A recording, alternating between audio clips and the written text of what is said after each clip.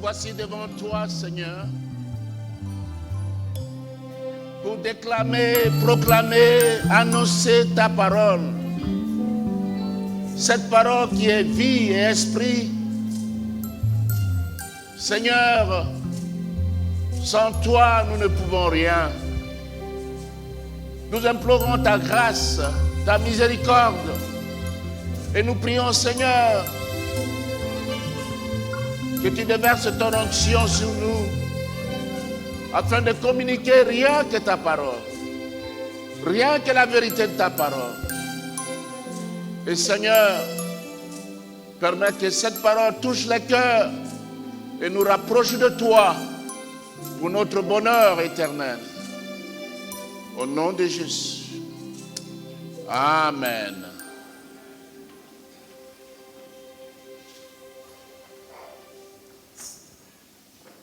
Je vous prie d'ouvrir vos Bibles dans 2 Rois 4,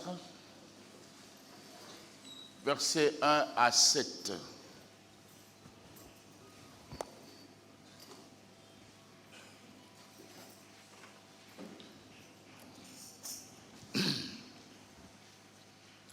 Je lis pour nous tous. Une femme d'entre les femmes des fils des prophètes cria à Élisée en disant: ton serviteur, mon mari, est mort, et tu sais que ton serviteur craignait l'Éternel. Or, le créancier est venu pour prendre mes 2 enfants et en faire ses esclaves. Élisée lui dit: que puis-je faire pour toi? Dis-moi, qu'as-tu à la maison? Elle répondit: ta servante n'a rien du tout à la maison qu'un vase d'huile. Et il dit: va demander au dehors des vases chez tous tes voisins, des vases vides, et n'en demande pas un petit nombre. Quand tu seras rentré, tu fermeras la porte sur toi et sur tes enfants. Tu verseras dans tous ces vases et tu mettras de côté ceux qui seront pleins. Alors elle les quitta. Elle ferma la porte sur elle et sur ses enfants. Il lui présentait les vases et elle versait.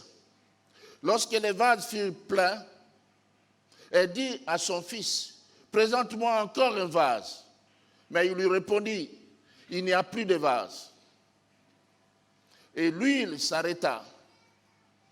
Elle alla le rapporter à l'homme de Dieu et il dit: va vendre l'huile et paie ta dette et tu vivras, toi et tes fils, de ce qui restera. Amen. Pouvez-vous imaginer les thèmes?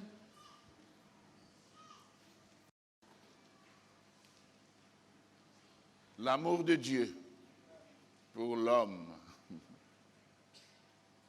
Bien-aimé, Dieu est amour. Et son amour est pour tous les hommes. Tous les hommes sans exception. Son amour est large comme la mer. Il atteint les noirs, les blancs, les jaunes, les rouges, toutes les couleurs. Cet amour est sans distinction. Il est le même pour tout le monde.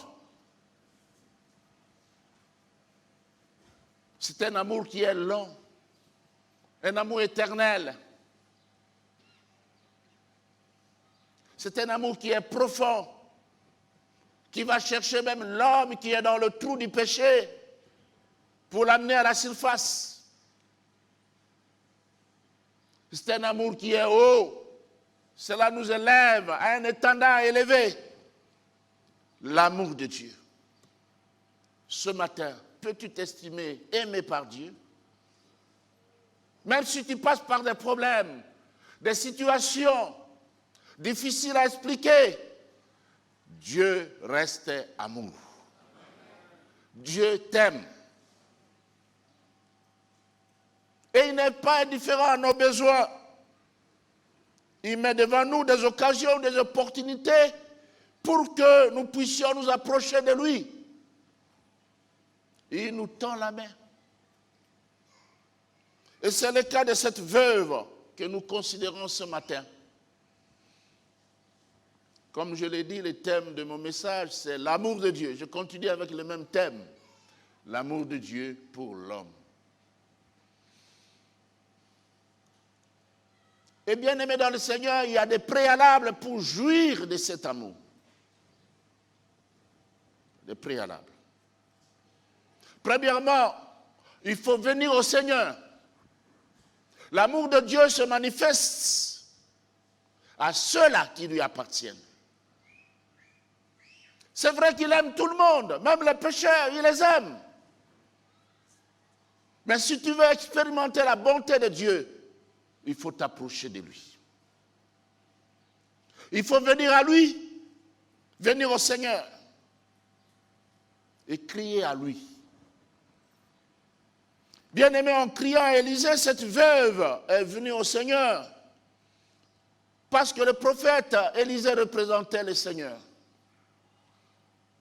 Au lieu d'aller pleurnicher auprès de sa famille ou de la belle famille, cette dame choisit de venir se confier à Élisée. Elle choisit de crier à l'homme de Dieu, représentant du Seigneur. Dans Matthieu 10, verset 10, Matthieu 10, verset 38, nous voyons que Bartimée aussi, cet aveugle, a crié à Jésus. Il a crié au Seigneur. Et le Seigneur l'a invité à venir à lui. Nous voyons aussi la femme cananéenne qui, elle aussi, a crié à Jésus parce qu'elle était dans le besoin.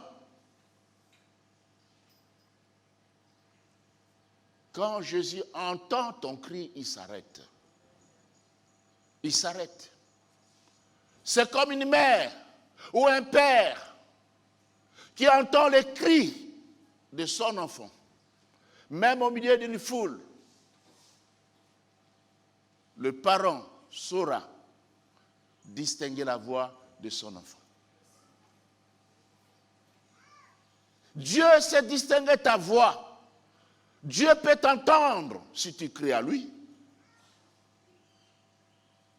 Dans Matthieu 11, verset 28, Jésus invite tous ceux qui sont dans le besoin à venir à lui. Il dit, venez à moi, vous tous qui êtes fatigués et chargés, et je vous donnerai du repos. Donc ce matin, bien-aimés, il est question de venir à lui et de crier à lui pour être secourus dans nos besoins. Mais avant de crier à Jésus, il faut venir, il faut aller vers lui. Il faut aller vers lui. Jésus est mort, les bras étendus à la croix, comme pour dire, venez à moi. Alléluia. Il va entendre ton cri. Ton cri va le toucher si toi tu es allé à lui. Mais si tu restes dans ton péché, venir à Jésus et qui va abandonner la vie sordide, la vie de péché, cela équivaut à venir à Jésus.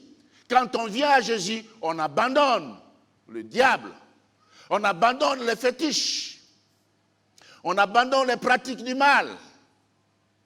Ainsi, Jésus peut nous recevoir. Il est saint et il veut que ceux qui viennent à lui soient aussi saints. Amen. Il est question de venir à lui et de crier pour être secourus dans nos besoins. Non seulement venir à lui, la deuxième chose, c'est qu'il veut que nous soyons coopérants. Cette femme avait coopéré avec Élisée. Elle lui a dit la vérité. Je n'ai rien. Il me reste qu'un vase d'huile. Très souvent, même dans nos entretiens, même dans la cure d'âme, on ne dit pas la vérité. On cache certaines choses.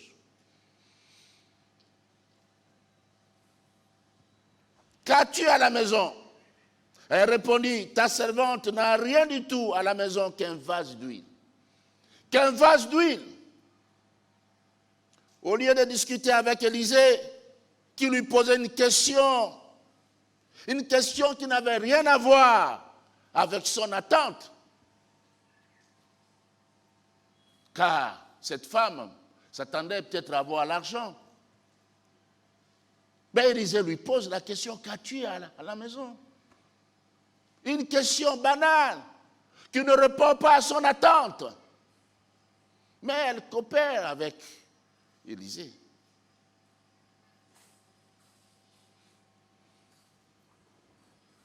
Cette femme n'avait pas une position tranchée comme Naaman, qui avait ses chemins. Nous avons vu ça le dimanche passé, dans 2 Rois 5. Naaman avait ses chemins à lui. Je pensais qu'il viendrait, qu'il agiterait sa main et qu'il placerait sa main sur le lépreux. Naaman avait ses chemins, mais cette femme n'avait pas une position tranchée. Elle n'était pas non plus comme l'homme malade de 38 ans devant la piscine de Bethesda, qui, elle, attendait l'ange. Elle avait sa formule à elle. Il fallait que l'ange descende pour avoir la guérison. Mais Dieu est au-dessus des formules. Dieu est au-dessus des chemins humains. Les voies de Dieu ne sont pas les voies des hommes. Cette femme coopère.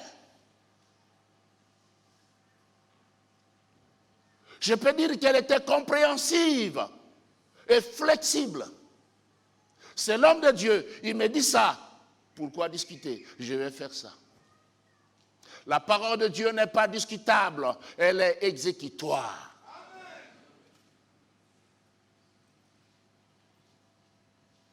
Parfois, on se pose des questions.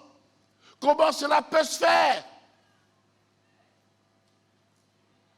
C'est pourquoi, dans notre doctrine, nous refutons la haute critique. Nous disons que des choses humainement impossibles aux hommes sont possibles à Dieu. Elle était compréhensible et flexible. Elle n'a pas discuté. Cela nous conduit au 3e point, être obéissant. Elle était obéissante, cette dame. Pour entrer dans le royaume des cieux, il faut ressembler à un enfant. Jésus a dit, laissez venir à moi les petits enfants, car le royaume des cieux est semblable. Le royaume des cieux est pour ceux qui sont semblables aux enfants.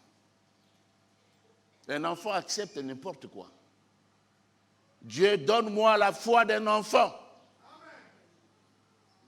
La foi d'un enfant. Un enfant, lorsqu'il se promène avec son père ou sa mère, même s'il y a un danger, l'enfant est en paix. L'enfant est en paix. Dans un avion, il y avait des secousses. Et il y avait un enfant qui était là, qui jouait. Et quelqu'un lui demande, toi tu n'as pas peur? Et il dit, le pilote c'est mon père. Alléluia. Le pilote c'est mon père. Celui qui pilote le monde entier, c'est notre Père. Il faut lui faire confiance. Même si tu es au bout, même si tu penses qu'il n'y a plus rien, tout est fini pour toi, ce n'est pas fini encore pour Dieu. Lorsque l'homme dit c'est fini, Dieu dit ça commence. Il demande de l'obéissance.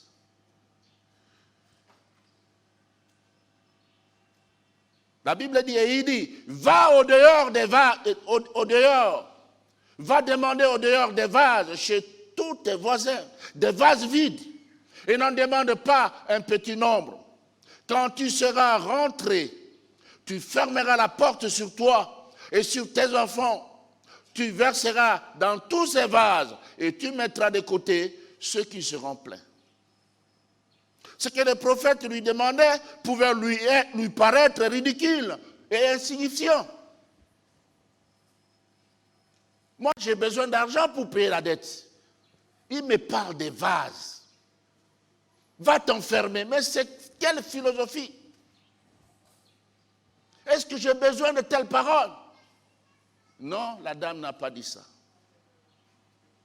Elle n'avait pas discuté. Elle n'avait pas philosophé. Elle était obéissante. Bien-aimés, obéissons à la parole de Dieu. Obéissons à la parole de Dieu. Le vendredi, quand le frère prêchait, j'ai dit, mais tu as prêché presque mon message, une partie de mon message. Et ça, c'était la confirmation du Seigneur.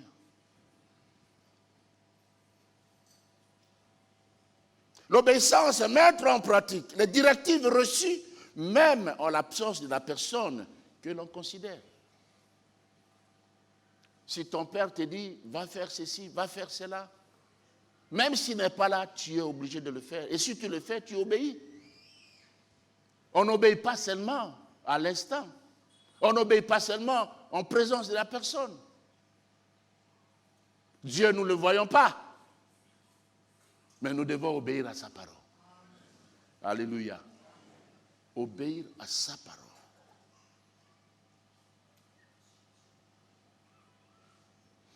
Loin de son Père, Jésus n'a fait que la volonté de son Père. Son Père était resté dans les cieux. Lui était ici-bas sur terre. Et il ne faisait que sa volonté. Il ne disait que des paroles qui venaient de son Père. Dans Philippiens 2, verset 8, la Bible dit, il s'est humilié lui-même, se rendant obéissant jusqu'à la mort, et même jusqu'à la mort de la croix. Il s'est rendu obéissant jusqu'à la mort. Bien-aimés, à notre tour, nous devons obéir à la parole de Dieu, à ce que Dieu dit. Obéis à ce que Dieu dit. Aux fêtes des Canaan, aux noces des Canaan. Dans Jean 2, 3 à 6, la Bible dit, le vin ayant manqué, la mère de Jésus lui dit, ils n'ont plus de vin. Jésus lui répondit, femme, qu'y a-t-il entre moi et toi? Mon heure n'est pas encore venue. Sa mère dit au serviteur, faites ce qu'il vous dira. Amen. Faites ce qu'il vous dira. Il y a des gens qui embêtent Marie. Si Marie pouvait revenir, elle leur dirait, faites ce qu'il a dit dans la Bible. Faites ce qu'il vous dira. Et quand ces serviteurs ont fait ce que Jésus a dit, l'eau a été transformée en meilleur vin. Ils étaient étonnés de ce vin. Tu veux voir les merveilles de Dieu, tu veux voir la gloire de Dieu, tu veux voir les miracles de Dieu, obéis à sa parole. Et tu verras ça. Tu verras ça. J'ai toujours répété ça. Dans une maison de quelqu'un de la famille, il y avait un tableau. Quand Dieu parle, l'homme écoute. Quand l'homme obéit, Dieu agit. Ainsi se font les miracles. J'ai toujours retenu ça. Dieu parle, tu écoutes. Tu obéis. Et Dieu va agir. Et les gens verront que c'est un miracle. Si le miracle est extraordinaire pour toi et moi, il est ordinaire pour Dieu, parce qu'il est fait nuit et jour. Ce n'est pas quelque chose d'extraordinaire pour lui. Il est fait nuit et jour. J'aime le Dieu de la Bible. Il ne dort ni ne sommeille. Dans le monde entier, dans tous les coins, on connaît son nom. Et on invoque son nom. Il n'est pas ce Dieu-là de Baal qui va en voyage. Ce Dieu-là qui dort. Non, non. Il est toujours éveillé. Alléluia. Alors il faut t'approcher de ce Dieu. Il faut obéir à sa parole. C'est simple. C'est simple. Il faut être son ami. On est ami de Dieu quand on obéit à sa parole. On est ami de Dieu quand on a la foi d'Abraham. Quand on a la foi d'un enfant.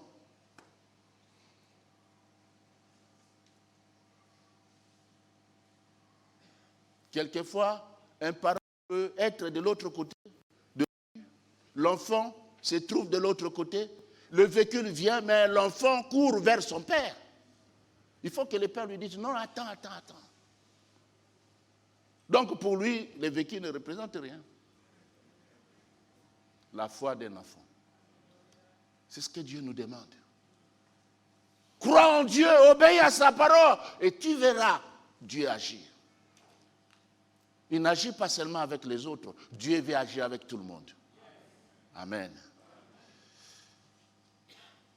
Et le quatrième point, c'est être persévérant. Être persévérant. Dieu n'est pas notre garçon de course. Lui, il est souverain. Le vrai souverain, c'est lui. Les autres ont violé la souveraineté. Hein? Mais lui, il est souverain. Il fait ce qu'il veut. Quand il veut, où il veut, avec qui il veut.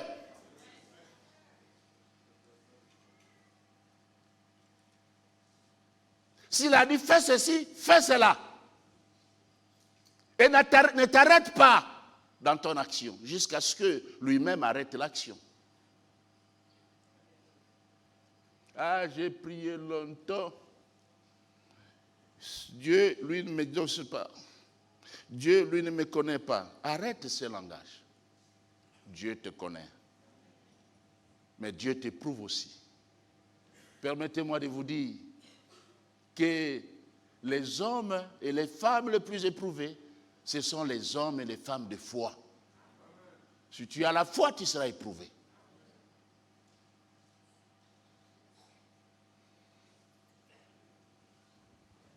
Cette veuve était persévérante. Elle n'avait pas versé l'huile sur 1 ou 2 ou 3 vases seulement. Elle avait continué de verser sur tous les vases qu'on lui avait présentés. Ses propres vases qu'il y avait chez elle à la maison et les vases des voisins. Jusqu'à ce que son fils lui dise, il n'y a plus de vase, maman. Il n'y a plus de vase. Quelquefois, si le Seigneur veut nous bénir, à un certain moment, tu vas lui dire, Seigneur, arrête. Je connais une sœur qui voulait avoir des enfants, et elle était stérile. On a prié pour elle. Ça tardait à venir. Mais quand elle a eu son premier bébé, c'était la fête pour nous tous. Mais après, c'était des bébés en série. Et puis finalement, elle a dit, mais priez pour moi que ça s'arrête. C'est ce que Dieu fait. Il bénit au centuple. S'il n'a pas encore agi maintenant, ne t'inquiète pas. Lui n'est pas en retard, il n'est pas en avance, il est toujours à temps. Son heure, c'est son heure à lui. Ce n'est pas ton heure à toi. Amen.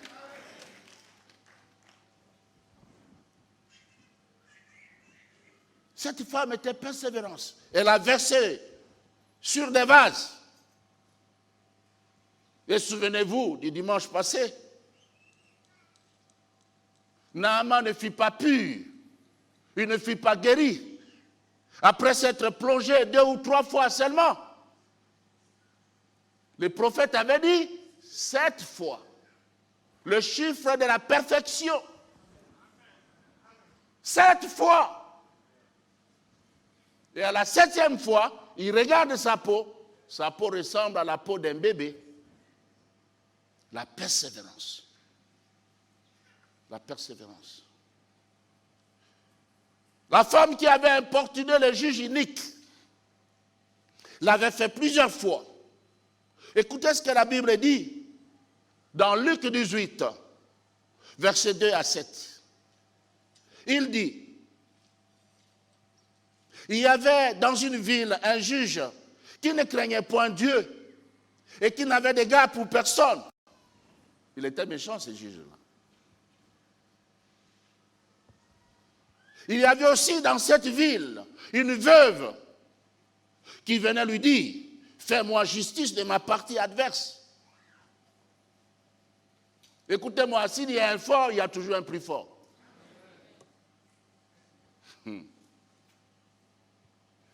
Pendant longtemps, il refusa.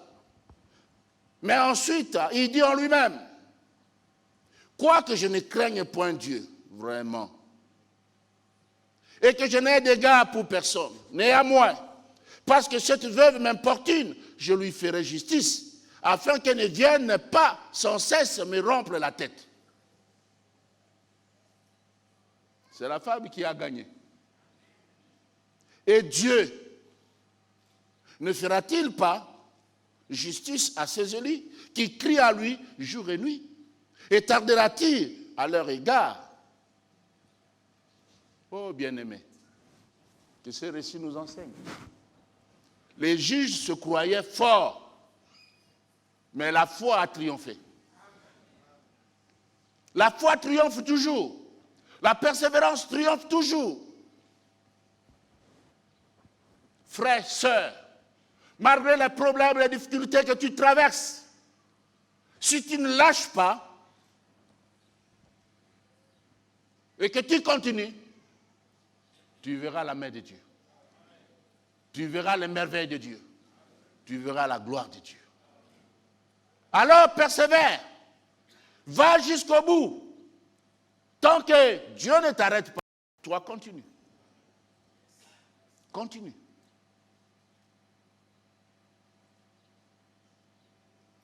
Et les gens parleront de toi.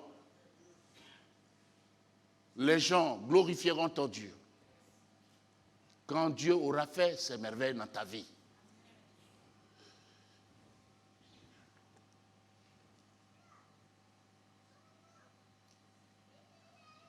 Et la dernière chose, c'est savoir rendre compte.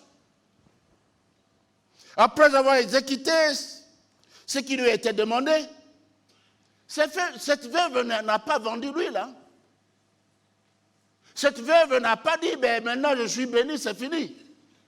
Il y a des gens qui, une fois bénis, ils disent à l'église, bye bye Seigneur.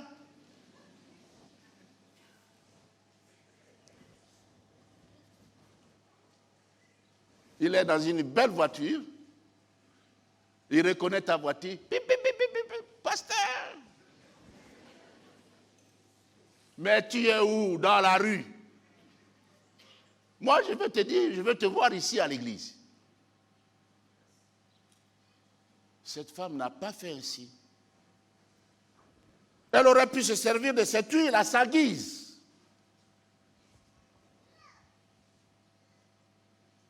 Mais elle retourna vers l'homme de Dieu pour savoir la suite. J'ai eu de l'huile. C'est plein dans des vases. Que dois-je faire? Il y a des gens aussi qui sont des profiteurs. Des profiteurs. On t'a aidé, c'est fini. Une fois que tu es béni, c'est fini. Tu oublies même la personne qui t'a aidé. Tu oublies même de le saluer. Ça s'appelle ingratitude. Elle n'était pas profiteuse. Il y a beaucoup de gens qui profitent. Qui profitent. Même dans l'église. Quelquefois, vous voyez, on s'attache à tel monsieur, à tel homme. Surtout lorsqu'il est élevé en position dans la société. On est toujours à côté. Moi, je ne veux pas que ces choses se fassent ici à l'église. Je n'ai pas vu ces choses à la borne.